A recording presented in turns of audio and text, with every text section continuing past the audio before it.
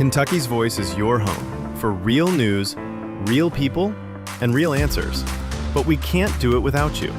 Your financial support helps us bring truth to the forefront, hold leaders accountable, and give a voice to the people of the Commonwealth. Join the fight today. Give online at kyvoice.org or text KYVoice to 535. Every gift makes a difference. Stand with us. Speak up. Stay strong. You are Kentucky's voice.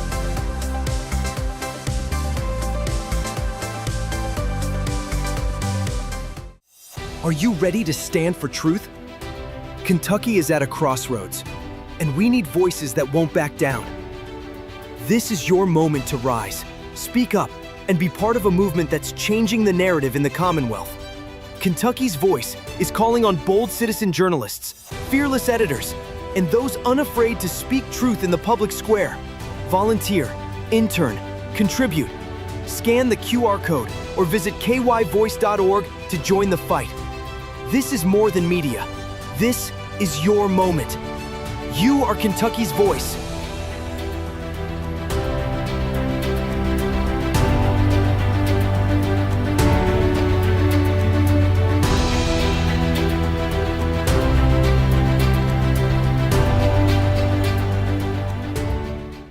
Open borders, shameful abandonment, disregard for human life, the prospect of more mandates and lockdowns, and the list goes on. Now more than ever, we need to stick together. Voting alone is not enough. We must use our dollars to support like-minded companies that fight for our rights and beliefs. Patriot Mobile is America's only Christian conservative wireless provider who shares your values. Last year, we gave more than $500,000 to conservative causes. With your support, we'll give more than $1.5 million this year. It's time to band together and support companies that truly love America and fight for our freedoms. Will you join us?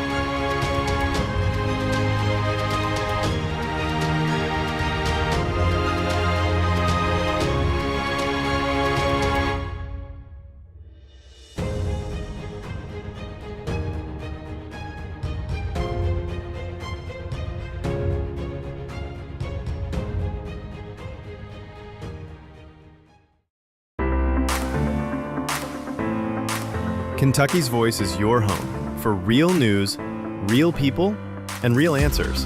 But we can't do it without you. Your financial support helps us bring truth to the forefront, hold leaders accountable, and give a voice to the people of the Commonwealth. Join the fight today. Give online at kyvoice.org or text KYVoice to 53555. Every gift makes a difference. Stand with us. Speak up. Stay strong. You are Kentucky's voice.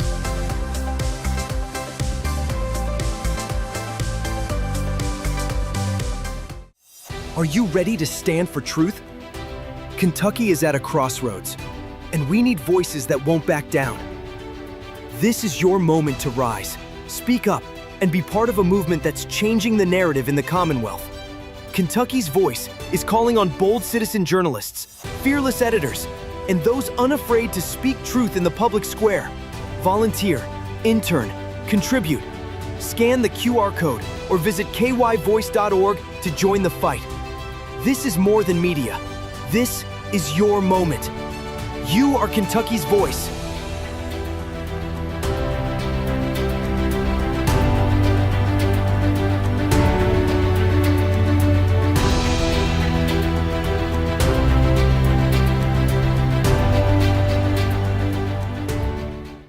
Open borders, shameful abandonment, disregard for human life, the prospect of more mandates and lockdowns, and the list goes on.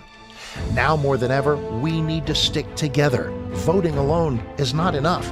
We must use our dollars to support like-minded companies that fight for our rights and beliefs. Patriot Mobile is America's only Christian conservative wireless provider who shares your values. Last year, we gave more than $500,000 to conservative causes. With your support, we'll give more than $1.5 million this year. It's time to band together and support companies that truly love America and fight for our freedoms. Will you join us?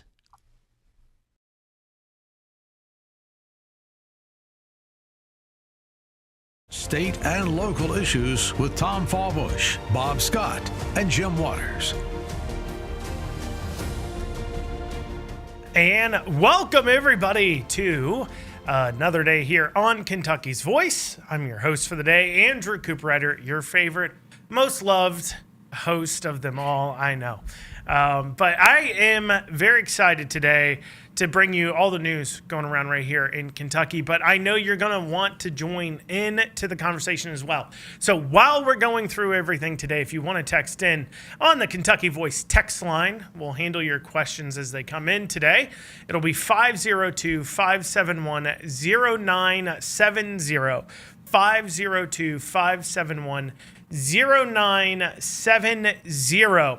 And you're going to want to, normally I wait till the end, handle your text messages. For some of our other content, I'll do that. But starting us off today, we have a very important subject to cover. Now, if you've been listening to Kentucky's Voice, last Friday, I know Tom here on Kentucky's Voice talked about it, but also if you listen to the Andrew Cooperrider Show, my own show, you can check out by visiting theandrewshow.com. Once again, that's theandrewshow.com.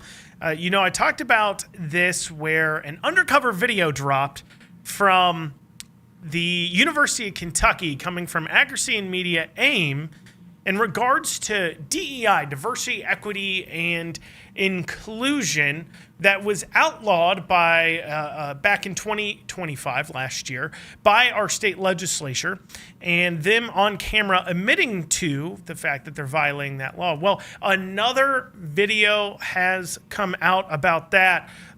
Let's take a look. This is the second undercover video from Accuracy and Media. Let's go ahead and take a listen to it. Most of our faculty are pretty progressive. We can't actually use those words because, people are dumb. And you went on to explain that you were still continuing to do the DEI work. What people are dumb? If we hear about issues with respect to that, we will move to remedy that and correct that. So that was Accuracy in Media's video there. And that was their second undercover video. And there you had a woman in the sociology or psychology department there admitting that they are still keeping the DEI in place, but they're changing up the name on it because of the stupid people that they have to hide it from. And she was caught on camera. And then in that video, you see she was confronted by Adam from Accuracy and Media, and Adam Juliet is joining us here in the next segment. We're coming up on a break. It'll take about a minute break there, and then we'll have him joining us and going through that video, going through these investigations, touching base on this again as the evidence mounts that University of Kentucky is just outright disregarding state law and violating it in the call for racist behaviors. So we'll be discussing that. You'll want to join into that conversation. You can join us by texting our text line 502-571-0970. Once again, that's 502-571-0970. And then also, we will be covering today a pretty explosive report coming out of our state legislature's House Appropriations and Revenue Committee. The state auditor did a look into fiscal year 25 executive branch spending, did a presentation on this, and found some pretty shocking expenditures, some pretty extreme money. Like, we're talking millions of dollars being spent in some pretty ridiculous ways. We'll be going through some of that. I've posted about some of it on social media. If you want to follow me there on X, it's at KY Cooperrider. on Facebook. Just search Andrew Cooperrider. You'll see some of those posts, and you'll see some of the arguments people had back to excuse this absolutely ridiculous spending that we're seeing. So we'll have all that today. Once again, if you want to join into that conversation, check out our Kentucky's Voice text line. That's 502-571-0970. Once again, that text line, 502-571-0970. We'll be back here in just a short minute. We'll have Adam Juliet joining us from Accuracy in Media to go over the most recent video out of University of Kentucky. Truly shocking stuff. Stay with us.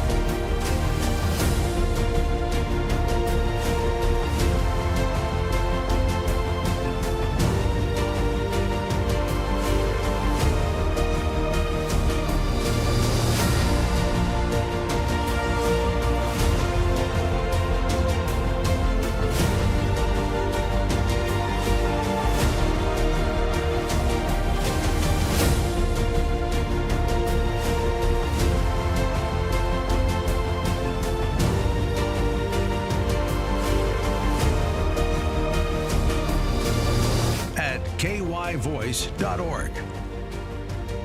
And you're back on Kentucky's Voice. If you want to join into this conversation, and you're going to want to, you can go ahead and shoot us a text at 502-571-0970. Once again, that's 502-571-0970. So, as I mentioned in the last segment, Accuracy in Media, Adam, the president over there, has been digging into Kentucky universities as well as other red state universities doing undercover work in states where they've outlawed diversity, equity, and inclusion initiatives. He had one video come out last week. He had another video come out in short order. We have Adam joining us. Adam, thank you so much for giving me some more of your time. Thank you so much for having me. Yeah, man, buddy, I didn't expect to see you so quickly. I know you told me last time I had you on the Andrew Cooperrider Show, not Kentucky's Voice. You can check that out, theandrewshow.com. But last time I had you on, you'd mentioned there'd be other videos. I didn't expect the turnaround to be so quick with this most recent video. So why don't you talk us through, in the first segment, I played that video. Why don't you talk us through this video here? Who is it? What's the setup? What's this lady up to? What's she doing, Adam? Sure. Tamara Nowitzki, who is a department head, I think, in sociology department, explained to our investigator, our hidden camera investigator, who she thought was a radical progressive ally of hers. She explained that they've simply changed the wording to continue doing the same stuff. When our investigator mentioned the phrase DEI, she said, oh, we can't say those words because people are dumb. You know, to use the kid's phrase, she said the quiet part out loud. This is what these taxpayer-funded administrators across the country that we meet with think of us, that we are dumb, that they should just continue doing whatever they want with our tax dollars, breaking whatever law, circumventing whatever law, pushing whatever radical ideologies, but we're dumb, so if they just change a word or two, they can continue doing the same stuff in defiance of the law. That's what they think of us. Well, and it is interesting that they do so openly come out. Now, I'm told, I saw this, that UK has sent out a campus-wide alert that's like, look, stop having these conversations, please. What has happened to you all? Now, at the end there, you were in the UK Student Center, right at kind of the entrance there. Somebody was talking to you. Who was that guy? How'd you come across him? Because before you're in her office, did they remove you? Did security remove you? What happened there? Great question. And, we chatted with Nowitzki as long as we wanted to, and then we went to try to speak with the provost or the president. As is always the case, they were so busy and couldn't possibly meet with us, but to their credit, they sent a PR spokesman, and he was well-spoken, as you would expect him to be, and he said, we follow all the laws. We're doing everything okay. Nothing to see here. And it begs the question, because I got news for you. these aren't the only two people at the University of Kentucky that we've captured on video. We've probably captured more people at that university than at any of the universities in America that we've exposed. So with this guy saying that, oh no, we're totally following the law, the administration, the president at Kentucky, is he an idiot and this is happening under his nose, or is he in on it? Is he totally incompetent at his job that so many administrators are breaking the law, circumventing the law, ignoring the spirit of the law, or is he in on it and he's perfectly happy for that to happen because he puts his own partisan politics ahead of the law in the state of Kentucky? Either way, I think the Attorney General needs to get involved. Yeah. Question. So that was a PR guy. Did you tell That's right. him you had more videos coming out, or is No. he left guessing? I mentioned to him that this wasn't the only person. And they followed up with us and sent an email saying, well, you follow all the laws here. There's no problems. We follow all the laws. And again, I don't know if he's an honest broker and if the president is an honest broker and that they really do intend to comply with the law. It's a massive organization, a university like Kentucky. And in the past, I think it's 20 years, they've added like 20 administrative positions on average nationwide for every faculty position. These universities are big and bloated with administrative staffers who are simply political activists. And sure, it probably is difficult for the president of a university to keep track of such a massively bloated staff. But as the taxpayers, we deserve them to do that. We deserve that these people who are getting paid with our money should follow the law. And so your timing here, right? So you're putting out these videos, as often as you can. Does your timing on this have a lot to do with the fact that the legislature is currently in session? So you're hoping that just with the cacophony of evidence being put forward, they act on it in a more severe manner than they have in the past. Is that what you're hoping the outcome is here? To a degree, we don't support or oppose laws, but we do want to see solutions from the things that we expose. So we have this and many other videos coming out. Are they perfectly timed for the legislature to act? I don't know, because here's the problem. This is one of many red states where we're exposing this sort of content. We've got videos that we've released recently from a multitude of red states: Alabama, Iowa, Ohio, just state after state after state after state. We released another investigation from North Carolina last week where, again, an administrator was fired. And that's what's been very interesting to see. When we release videos like this from Kentucky, when we release them in North Carolina, the administrators get fired right away. I think a half dozen North Carolina administrators, including a dean of students, have been fired after we released videos there. Meanwhile, when we release them at Kentucky, they issue statements saying, you should believe us, not your own lying eyes. Yeah.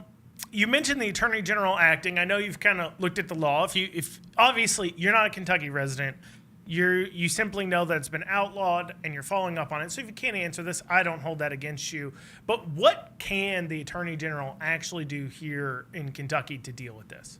Great question. And first of all, the law is much weaker than we would hope and we would think. It doesn't deal with DEI in curriculum, for example. So after we catch someone, if they go back and say, oh, I was just referring to DEI in the curriculum, not DEI activities from administrators or department heads or anything like that, it's pretty then easy for the university to say, oh yeah, they were just talking about within curriculum, where it's still totally legal, even though the context oftentimes suggests otherwise. Now, Kentucky's law isn't one of the worst in the country, certainly not the best. It does allow the Attorney General to issue some consequences legally for those who are breaking the law. But again, it's tricky for an Attorney General to act on it at times because they're just looking at our video, and we are always happy to share the raw footage of the video with honest brokers. So I think with some of these upcoming videos, I think it would likely put the Attorney General in a position in which they can act, particularly if we share the entire raw footage with them. But it allows for so much deniability since the law is so weak in Kentucky. All of these people can just say, oh yeah, I just meant the curriculum, which is totally legal. And then the university can say, see, we're following the law, even though, come on, you watch these videos, no one would believe that.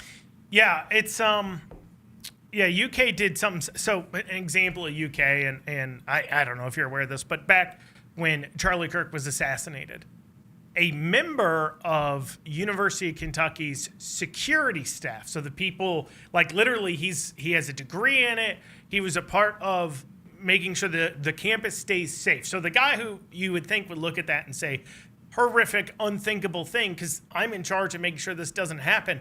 He made a post quoting, I believe, Mark Twain, saying that, I've never wished somebody dead, but I've read a great many obituaries with excitement, or, whatever the quote is.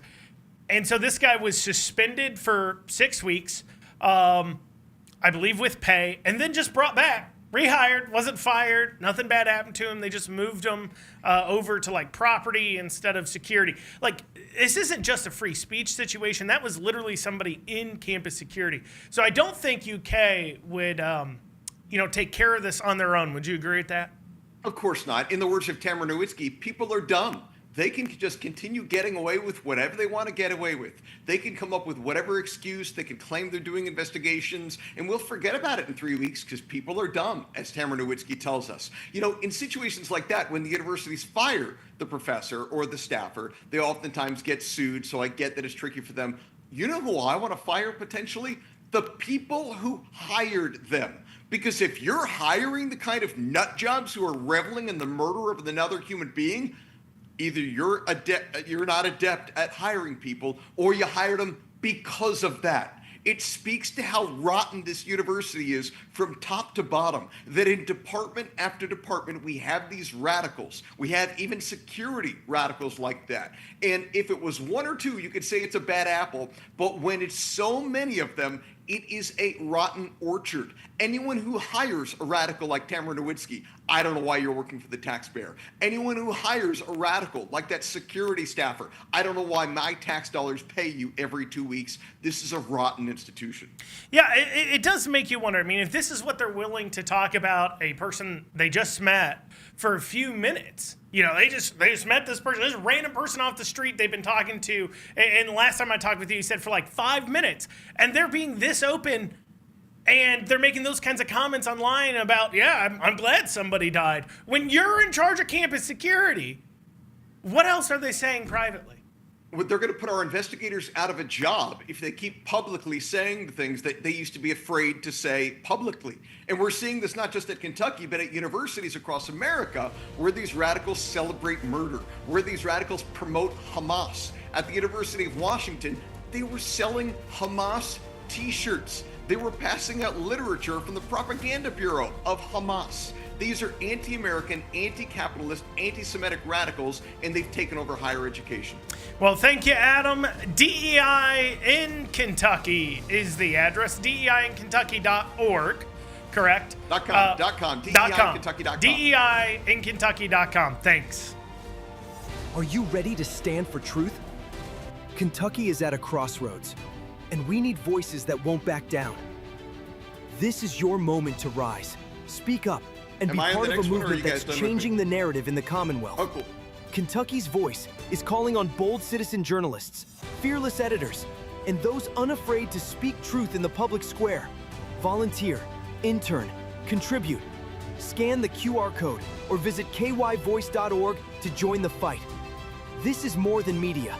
This is your moment. You are Kentucky's voice.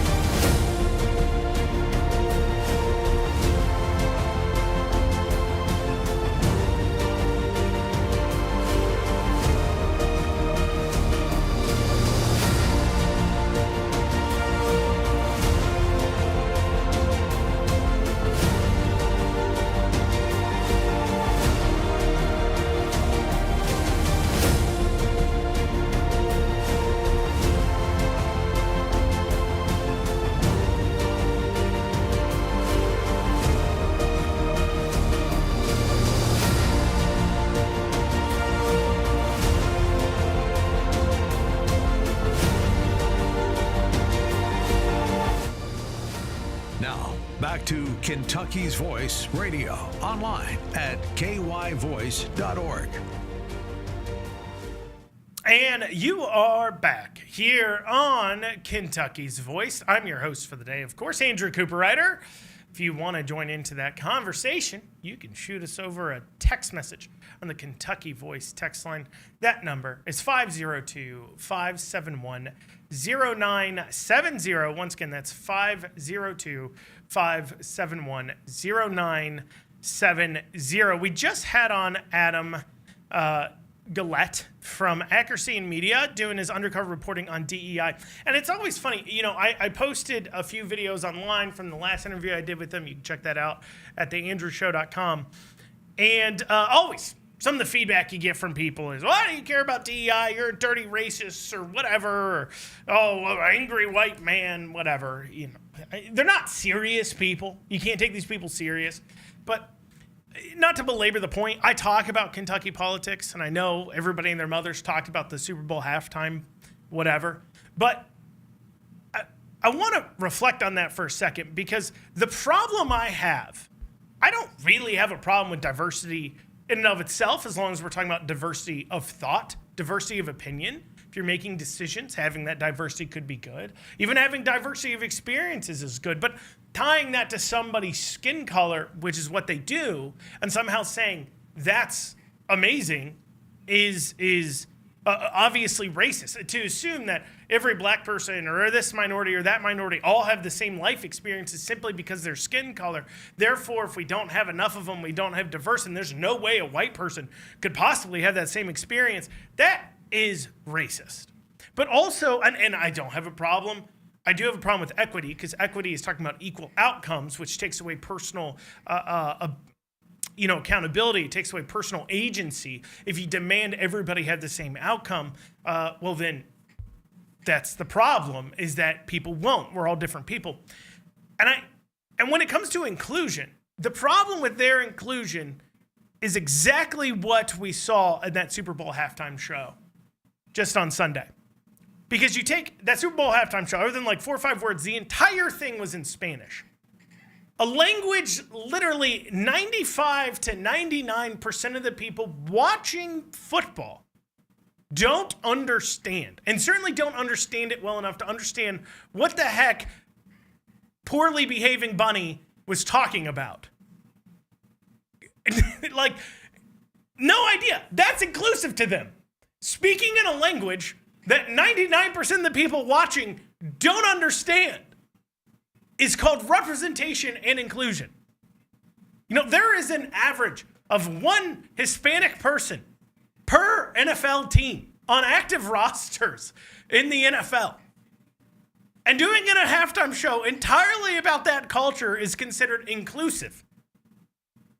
When it's not. That isn't even their inclusion just means anything but white, which is weird considering the majority is white. If you're actually trying to be like as inclusive as possible, you'd say, okay, 60%, 70% of this group has got to be white. 80% of this group has got to be white. And geez, 50% better be male, and 50% better be female, and then this percentage be this much, and then this percentage be that much. But that isn't what they're aiming for. They're just aiming for not white. If they're just honest about it, we could actually have a debate on the merits. The problem is they're not honest about it, because what kind of person would come out loud and say, inclusion to us means speaking in a language most of you don't understand? That's not the national language. Literally, do you know what they call football in other countries' NFL? They call it American football. It's called American football. That's why you should speak English during it. Because it's American. And you know what? Countries have very few things that hold them together. But one of those key things that keeps people cohesive and working together is speaking the same language. Remember when God in the Tower of Babel didn't want us to complete something, didn't want us to be able to come together to build a tower to make ourselves more like God? What did he do? He created all the different languages of the world, pointing to the idea that if you can't communicate with one another, you can't have cohesion.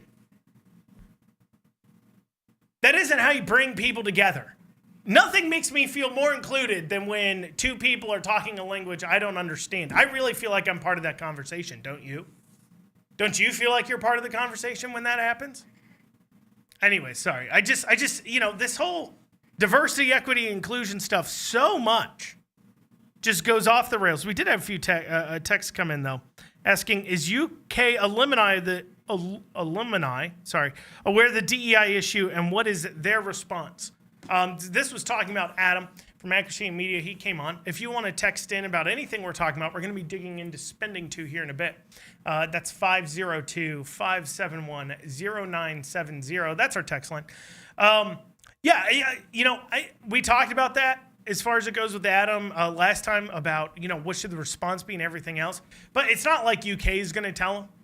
It's not like the local media is going to tell him. It's literally just social media pages and alternative media that's kind of getting the word out there. But the other question is how much of the alumni care? I mean, they were brought up in the same exact system. They went to that school. Are they really going to be that surprised to hear that it's full of a bunch of liberals that hate you for being white and successful? They literally hate their customers. If you go to UK and you're white and you come out and you're successful, so you're a donor to the college, that is the exact person they hate. And they know it. That's the thing. They know they hate them. Still give money to them. Speaking of that, it'd be a good opportunity for the Crafts, Joe and Kelly Craft. Kelly, ambassador under Trump, ran for governor as a Republican. They're huge donors, big boosters of the UK athletic program. It'd be a good opportunity for them to step in and say, like, hey, look, can you stop this? What you're doing isn't equity or equity's bad. Isn't diversity or inclusion. It's exclusion. You're dividing us. You're separating us by our skin colors. It's absolutely ridiculous. And when people sit there and say, you just don't want them teaching. No. Do you know before the legislature in 2025 passed a law on this, that the Kentucky Council for Post-Secondary Education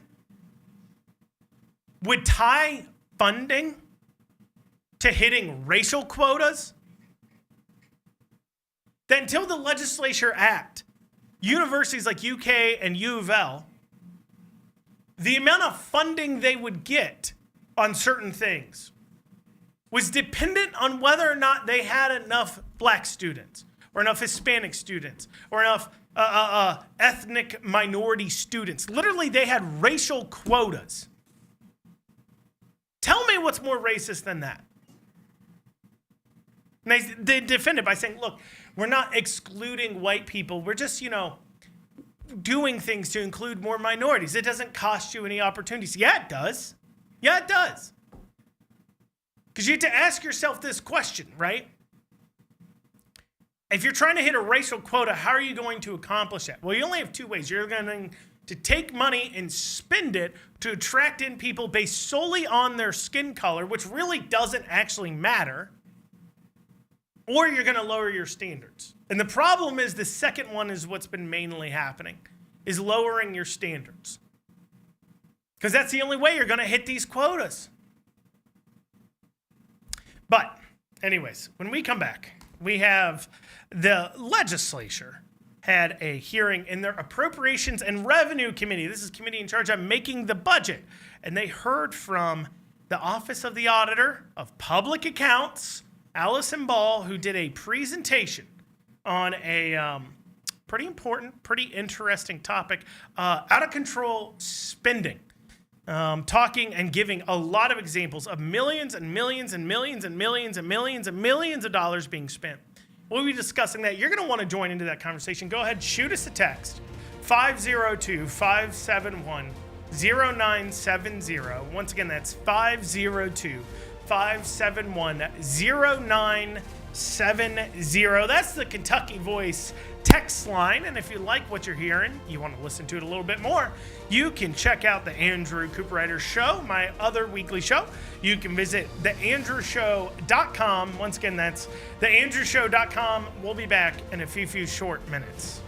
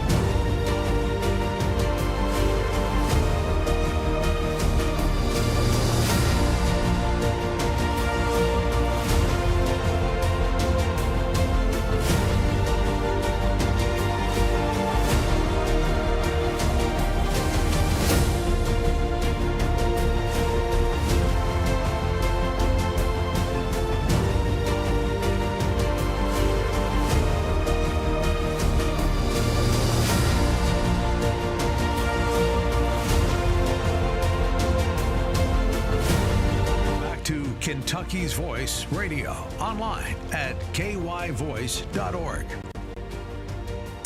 And you are back here on Kentucky's Voice. If you want to join into the conversation here in the next segment, I'll be going through your text messages. You can text us in on the Kentucky Voice text line.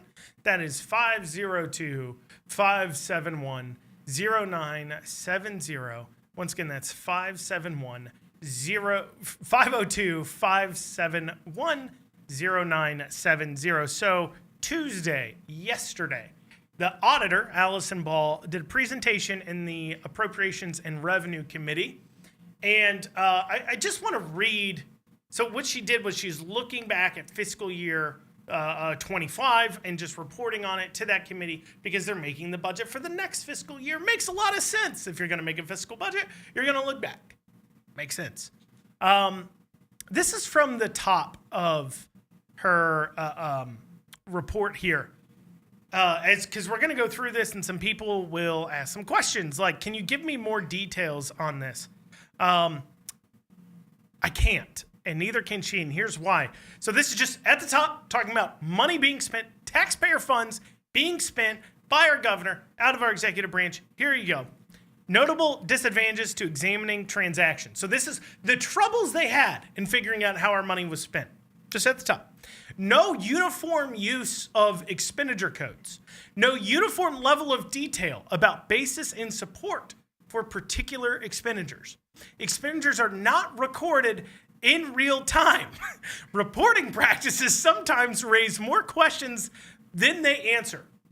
So that's the auditor looking at the executive branch expenditures saying, I'm having some trouble here understanding what's going on because nobody's doing things properly.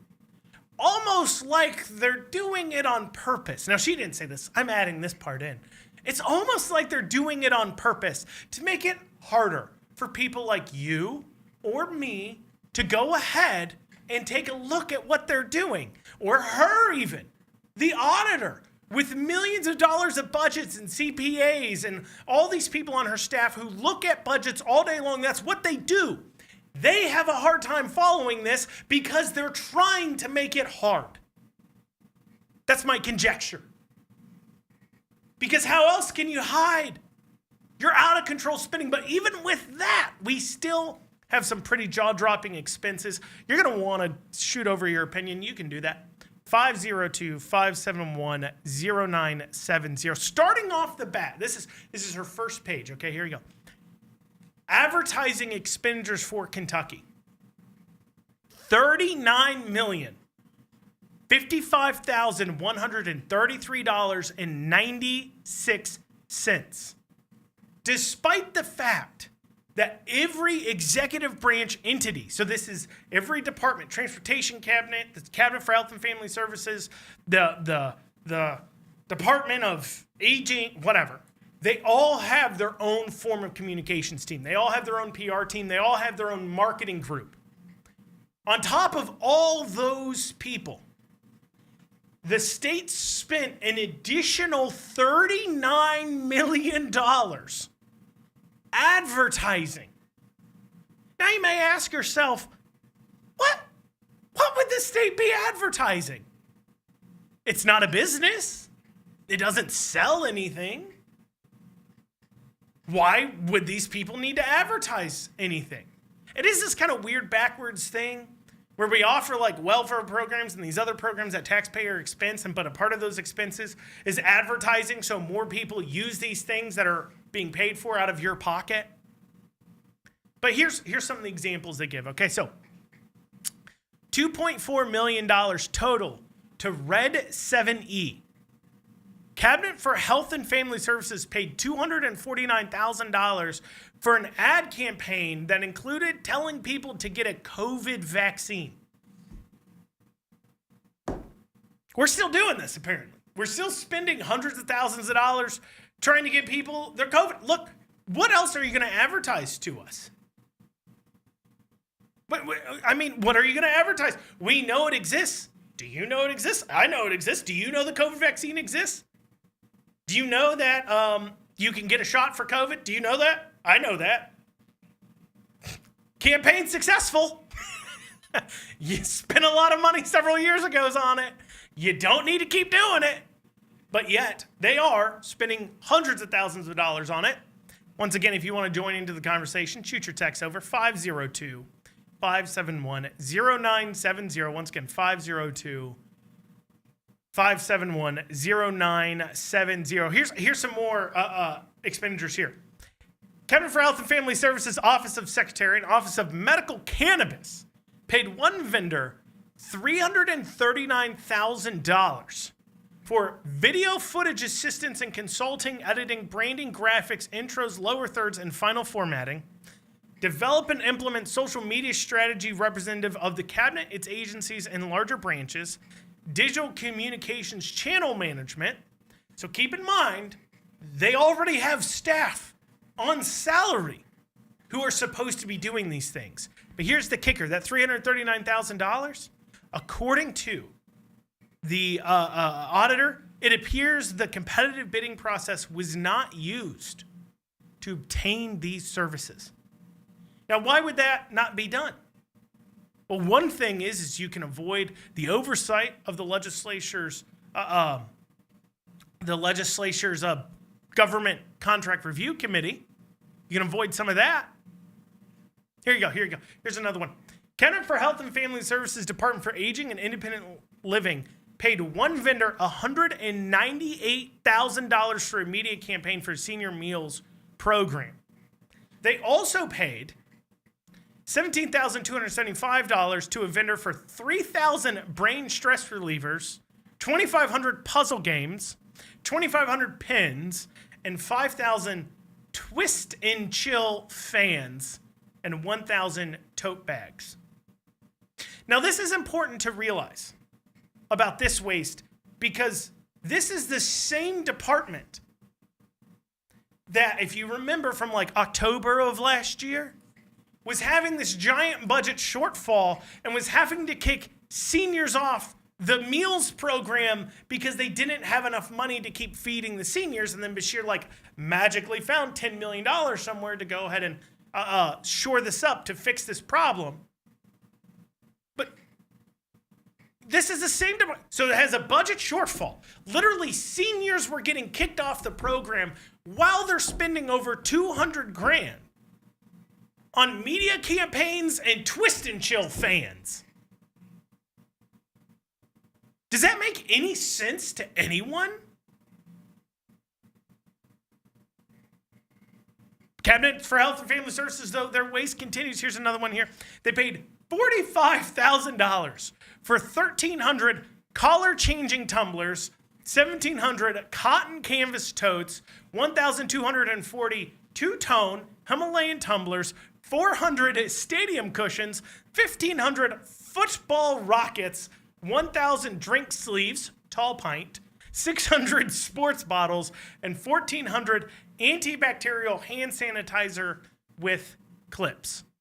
Well, at least the antibacterial hand sanitizer with clips is, you can at least say that's for health. Though I do struggle to see how 1,300 collar-changing tumblers and 1,240 two-tone Himalayan tumblers, that is the like coffee mugs, I fail to see how that helps out community-based services. I guess there's just a big shortage of coffee tumblers in these communities. The Cabinet for Health and Family Services has identified and decided, hey, we need to provide them tumblers. And you know what? You didn't know this, but apparently our community-based services, they discovered that in the community they needed 1,500 football rockets. Football rockets. I think that's like an off-brand Nerf football with the spinny thing. Thank goodness we spent $45,000 on football rockets. That's what we need.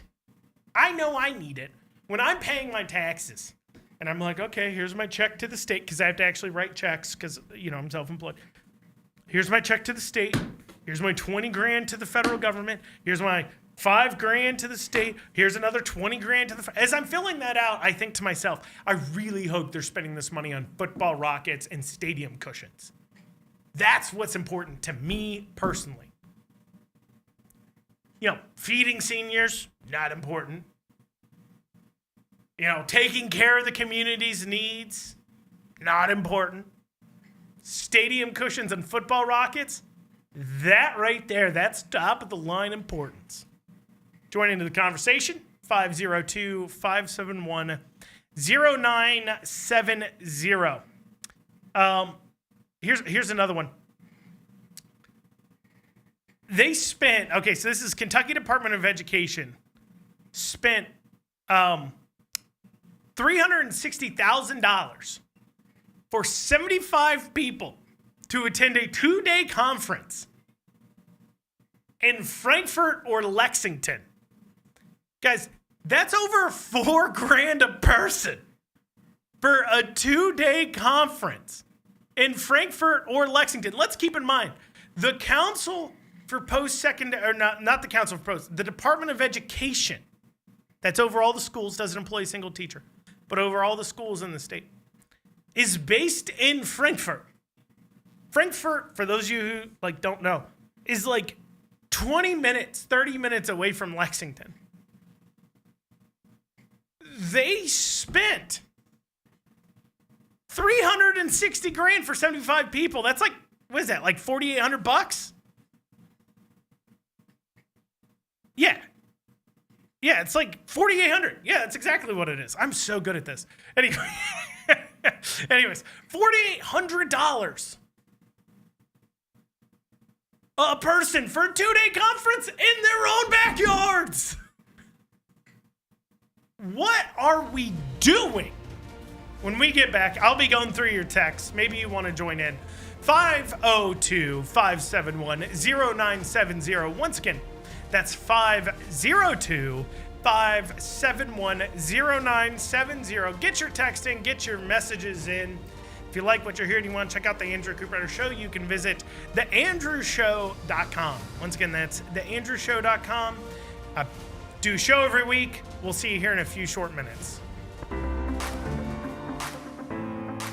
Kentucky's Voice is your home for real news, real people, and real answers. But we can't do it without you. Your financial support helps us bring truth to the forefront, hold leaders accountable, and give a voice to the people of the Commonwealth. Join the fight today. Give online at kyvoice.org or text KYVoice to 53555. Every gift makes a difference. Stand with us. Speak up. Stay strong. You are Kentucky's voice.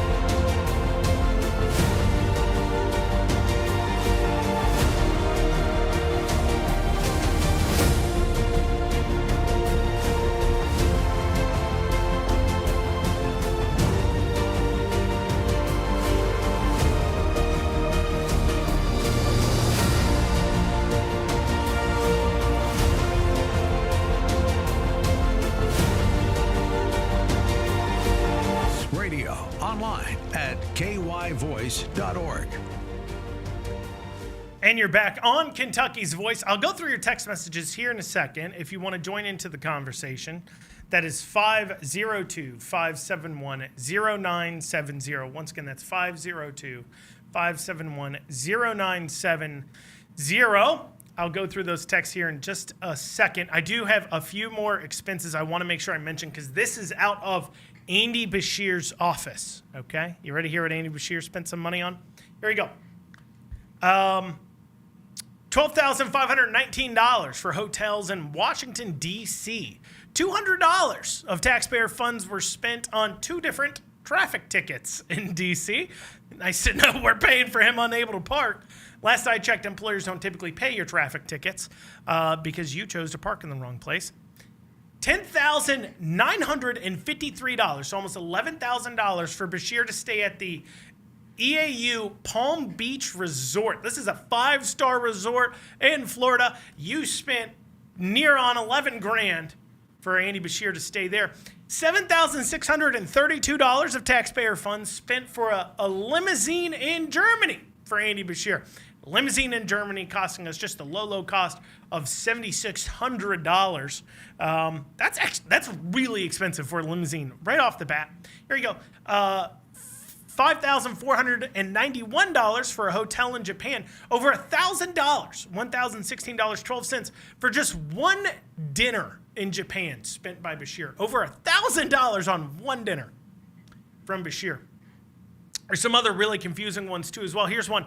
$5,192. This is how it's described. Okay, this is the description. $5,192 for services to navigate airport and gate services for all troopers, governor, first lady, and staff at an airport in Switzerland. So while Bashir is traveling, he is traveling with a security detail. And for some reason, they had to pay near on $5,200 for services to navigate the airport and gate. Couldn't find their way through an airport. All those brains put together. Couldn't figure it out. Had to spend the money. Go ahead, text in your opinions. 502-571-0970. Going through them now. Going through some of these. I got an email. Actually, I got a contact form that was filled out on my website, theandrewshow.com, that said, referencing our earlier conversation, DEI equals Democrat Employment Initiative. Yeah, that's right. It is just an excuse to go ahead and give jobs and employ people who we all know vote Democrat. Because that's the real thing. When you look at diversity, equity, inclusion, quote unquote, who do they really care about in quote unquote including? Who do they really care about is overly represented, not just represented, but overly represented? Well, of course, it's a Democrat voting base, and I don't think there's any coincidence at all there. Going into this one here, they said, by the way, your Sunday show was great. Thank you so much for that kind word. If you want to check out my Sunday show, you can listen right here on WGTK. Sundays at 6 p.m. You can also check out it's the same show. You can check it out podcast form, theandrewshow.com. Once again, shameless plug. Another text here says, is our supermajority playing us for fools? So they're talking about this spending here, saying, the supermajority's out here. We have a Republican supermajority. Why can't they get this under control? And I want you to understand, okay?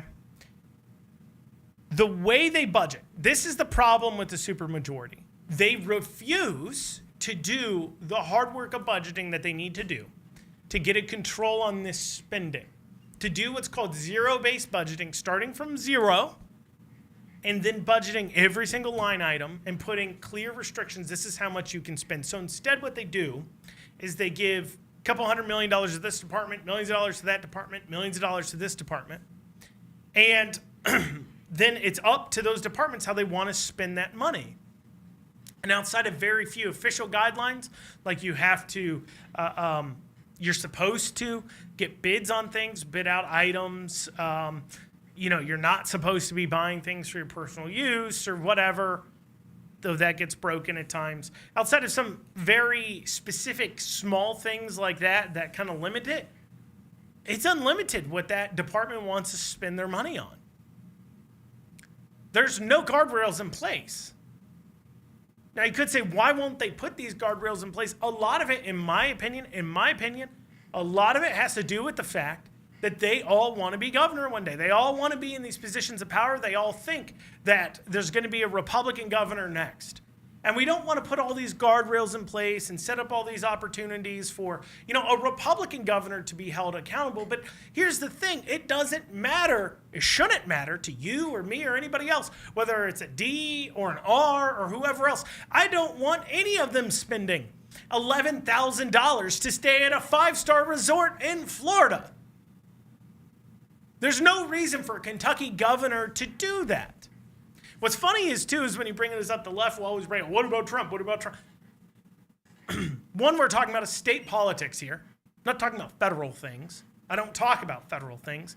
But two, even if I was to say, what about Trump? What about Trump? He lives there, okay? Maybe one day you can live at a beachside golf course resort that you own. But he lives there. That's his house. He's going home on the weekends from D.C. Did you complain when Joe Biden went home to Delaware on the weekends? No. I didn't complain either. I wasn't going to sit here and be like, why is he going home to Delaware? The only reason why I thought it was weird he'd go home to Delaware all the time is that, well, it's not like Delaware, his home in Delaware was that much better of a place than the White House. But at least, Mar-a-Lago, it's a golf course, it's in Florida, better weather. Like, I can understand why he'd want to go home for sure. But I don't fault Biden. I wouldn't fault Obama. I wouldn't fault Bush. I wouldn't fault any of them for going to their home on the weekends. There's still people that don't actually live in D.C. And also, importantly, the president's over the entire country. Do you see me getting mad about Bashir once for traveling within the state? His travel expenses from within the state, as long as it's not out of control and he's not staying at 5-star hotels or something like that. I don't care that Bashir travels as much as he wants within the state. I don't care. And the same way I don't care if the president travels as much as he wants. And I'd even say even overseas, I'm a little more okay with it because at least he has to conduct foreign policy and make trade deals and everything else. Bashir does none of that. It isn't even close to the same. So you've got, playing us for fools, you've got the Republicans that are like, look, I don't, one day there might be a Republican governor and I don't want to put these guardrails in place. And then the Democrats over here, they pretend like they just don't care. Not pretend, they don't care. They're like, I don't care that the governor's spending $11,000 on a 5-star resort in Florida. I don't care. Now we know why he's hitting upon why everybody needs a chance to take a good vacation, because he talks about in his speeches and things. He's like, Americans need to be able to afford that summer vacation again. He feels a little guilty. He's been taking vacations on our dime. He's feeling a little bit guilty about it. Okay, taking a look here back at some of these messages. Someone goes,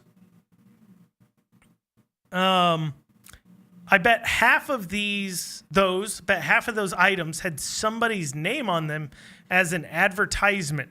I think they're talking about some of the advertising dollars that were spent, as I went over in the last segment. That person can correct me if I'm wrong.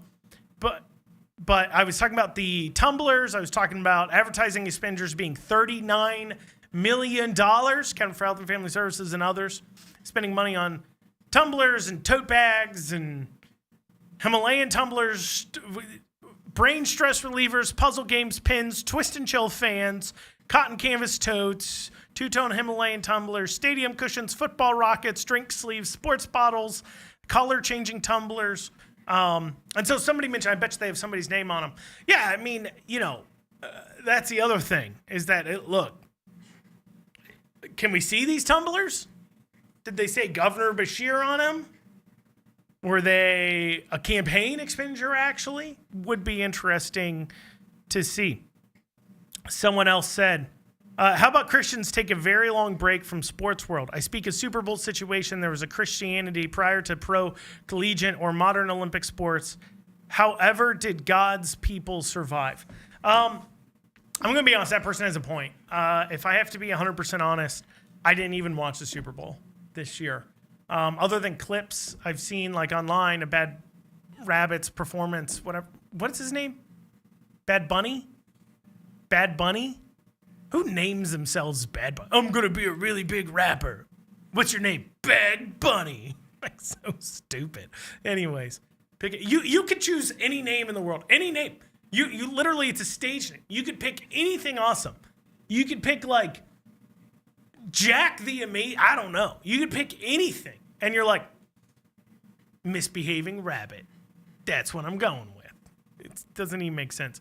Anyways, so I didn't watch it. I didn't watch the Super Bowl at all. I stopped. I'll tell you this much. And I'm not trying to be, tell you guys I'm better than all of you. I'm not. I'm just saying I stopped watching I used to be a huge Browns fan. And my wife would tell you, when we first met, every Sunday we'd go to a sports bar, or I'd go to my parents' house and watch Sunday Ticket. They'd buy Sunday Ticket, everything else. I stopped doing all of that. I used to be in fantasy sports leagues for the NFL. Stopped doing all of that. And when I stopped was when they started having 2 national anthems. That's when I pulled out. I said, I can't do this. The kneeling was awful.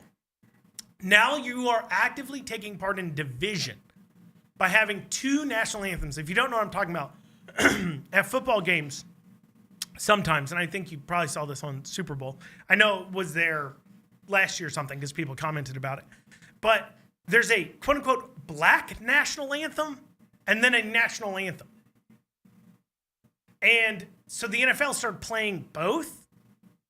And that's just straight division. We're all one country.